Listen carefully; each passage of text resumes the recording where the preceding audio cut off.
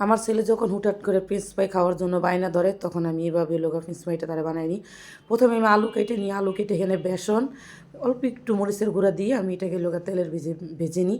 খুবই ইজিভাবে এটা বানানো যায়। ওই সাথে একটু লোকা স্বাদে ম্যাজিক দিয়েছিলাম, দিয়ে আমি অল্প আছে এটাকে খুব সুন্দর করে অল্প তেলে এটাকে লোকা ভেজে দিই।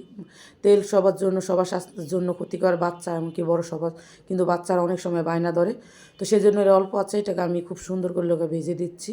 দেখেন দেখতে কতটা সুন্দর হতে, মানে বাচ্চা বোঝানো আর কি, কিন্তু সস দিয়ে খেতে কিন্তু জিনিসটা খুবই মজা হয়েছে, খুবই ভালো হয়েছে। আপনারা চাইলে বাচ্চাদেরকে এভাবে ঘরে লগা একদম অল্প সময় লগা ফ্রেঞ্চ ফ্রাই রেডি করে দিতে পারেন খুবই ইজিভাবে। বাচ্চারা পছন্দ করে এভাবে ভেজে দিলে।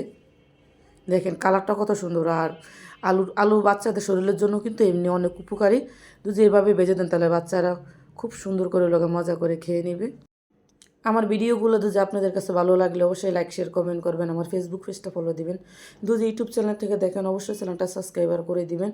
আর কমেন্ট করে জানাবেন আমার বাচ্চার মতো কি আপনারা বাচ্চা কীভাবে বায়না ধরেনি কোনো কিছু খাওয়ার জন্য।